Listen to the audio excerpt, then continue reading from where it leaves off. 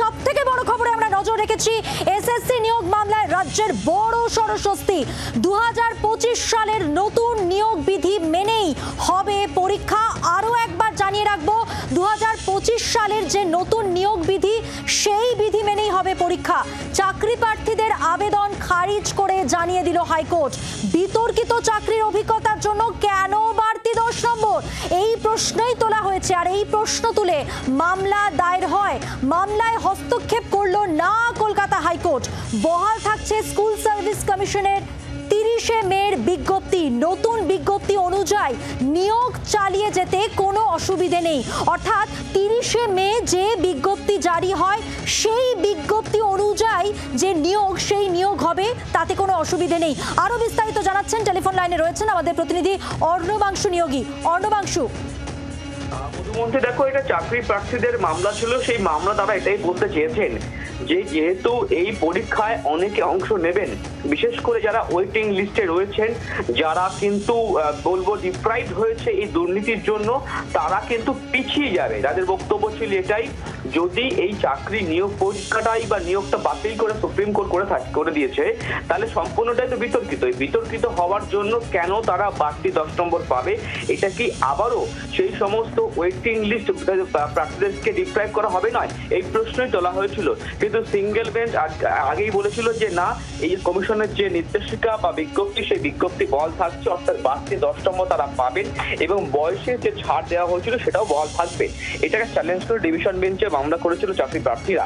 তাই এই নির্দেশটাকে বহাল রাখলে কিন্তু কলকাতা হাইকোর্টের ডিভিশন বেঞ্চ, বিচারপতি সৌমেন সেনের ডিভিশন বেঞ্চ, হাইকোর্ট স্পষ্ট করে বলে দিল যে কমিশন গত 30শে মে বিজ্ঞপ্তি দিয়েছিল এই 10 নম্বর বাড়তি দেওয়ার জন্য কারা কারা পাবেন এবং যে বয়সের ছাড় দেওয়া হয়েছিল সেটা মেনেই কিন্তু নিয়োগ প্রক্রিয়া শুরু হয়ে চালিয়ে যেতে পারবে কমিশন, এবং সেখানে কোনো বাধা নেই। আমরা যা খবর পাচ্ছি যে এই ডিভিশন বেঞ্চের নির্দেশকে চ্যালেঞ্জ করে কিন্তু সুপ্রিম কোর্ট যেতে পারে চাকরি প্রার্থীরা। ধন্যবাদ অর্ণবাংশু। কথা বললাম প্রতিনিধি অর্ণবাংশু নিয়োগীর সঙ্গে। অর্থাৎ বহাল থাকছে স্কুল সার্ভিস কমিশনের 30শে মে যে বিজ্ঞপ্তি জারি হয়েছিল সেই বিজ্ঞপ্তি। কথা বলবো, সরাসরি রয়েছেন আমাদের সঙ্গে আমাদের প্রতিনিধি অর্ঘদীপ্ত মুখোপাধ্যায়। অর্ঘদীপ্ত, নতুন বিজ্ঞপ্তিতে যা বলা হয়েছিল, যে বিধি ছিল সেই বিধি অনুযায়ী তাহলে নিয়োগ করা হবে, এমনটাই কিন্তু জানিয়ে দেওয়া হলো। হাইকোর্ট কোনো হস্তক্ষেপ করলো না, তাই তো? একেবারে ডিভিশন বেঞ্চের তরফ থেকে কিন্তু চাকরি প্রার্থীদের যে প্লি ছিল সেটাকে খারিজ করে দেওয়া হলো এবং ফলে যে 30শে মের বিজ্ঞপ্তি ছিল সেই বিজ্ঞপ্তি মেনে নিয়োগ প্রক্রিয়া চালাতে কিন্তু আর বাধা রইল না কমিশনের কাছে। এবং ফলে এখন দেখা যে চাকরিহারারা বা যারা মামলা করেছিলেন তারা ফার্দার এটাকে অ্যাপিল করেন কিনা। চিন্ময় মণ্ডল রয়েছেন আমার সাথে। চিন্ময়, আজকে যে হাইকোর্ট থেকে যে রায় দেওয়া হলো ডিভিশন বেঞ্চ থেকে, সেটা নিয়ে প্রাথমিকভাবে আপনাদের প্রতিক্রিয়া? দেখুন, যদি বলেন প্রতিক্রিয়া, তাহলে বলবো এই রায়ে আমরা খুশি নই। কারণ আমাদেরই যোগ্য সহকর্মী যারা রয়েছেন তারা অনেকেই, যদি পরীক্ষাটা দিতেও হয়, আমরা প্রথমত পরীক্ষা দিতে চাই না, আমরা মানি না, কারণ আমরা চাই পুনর্বহাল হতে, কারণ আমরা যোগ্য। দোষটা রাজ্য সরকারের।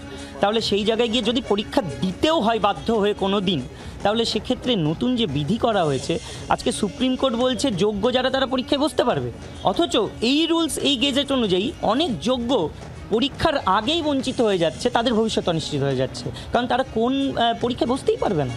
কারণ আজকে 45 মার্কসে এলিজিবিলিটি ছিল আগে, তারা সেই অনুযায়ী এখন চাকরিতে বহাল আছে, এখন 50% করে দেওয়াতে তারা অ্যাপ্লাই করতে পারবে না। অনেকে রয়েছে বয়স। ফার্দার চ্যালেঞ্জ করবেন আপনারা? অবশ্যই আমরা এই বিষয় নিয়ে ভাবছি এবং নিশ্চয়ই সুপ্রিম কোর্টের দরজা খোলা আছে, আমরা ওই বিষয়ে অগ্রসর হব। এখানে দেখুন একটা বিষয়, RCI অ্যাপ্রুভ বিএড তারা কিন্তু যোগ্য, তারা চাকরিতে পরীক্ষা দিতে পারবে না। আবার যাদের ভ্যাকেন্সিগুলোই থাকলো না, নতুন রোস্টার অনুযায়ী যে ভ্যাকেন্সিতে 31শে ডিসেম্বর অবধি চাকরি করছে, সেই ভ্যাকেন্সিগুলোই মানে অ্যাবলিশ হয়ে গেছে, তাহলে কোথায় অ্যাপ্লাই করবে, কোন ভ্যাকেন্সিতে? তাদের ভবিষ্যৎ আপনি পরীক্ষার আগেই অনিশ্চিত করে দিচ্ছেন। তারা কি তাহলে মানে ঘরে বসে থাকবে? এটাই কি রাজ্য সরকার চাইছে? এরকম একটা বিধি কি করে বানালো? একেবারেই যেমনটা উনি জানালেন চিন্ময় মণ্ডল, যে ফার্দার ওনারা অ্যাপিল করবেন এবং খুব ক্লিয়ারলি তারা বলে দিচ্ছেন যে তারা আজকে যে ডিভিশন বেঞ্চের রায় দেওয়া হয়েছে হাইকোর্টের তরফ থেকে, সেই রায়তে তারা সন্তুষ্ট নন এবং খুব স্বাভাবিকভাবেই তারা এটা ফার্দার চ্যালেঞ্জ করবেন। অবশ্যই নিজেদের মধ্যে তারা আলোচনা করে পরবর্তী পদক্ষেপ ঠিক করবেন, নিজেদের আইনজীবীর সাথে তারা আলোচনা করে পরবর্তী পদক্ষেপ ঠিক করবেন। সুতরাং দেখার এই যে ডিভিশন বেঞ্চের রায়, সেটাকে পাল্টা চ্যালেঞ্জ করে কবে এই চাকরিহারারা ফের একবার আবেদন করেন। মধুবন্তী। ধন্যবাদ অর্কদীপ্ত। কথা বললাম, সরাসরি ছিলেন আমাদের সঙ্গে আমাদের প্রতিনিধি অর্কদীপ্ত মুখোপাধ্যায়। বাংলার আওয়াজ, বাঙালির আবেগ, জি 24 ঘন্টা।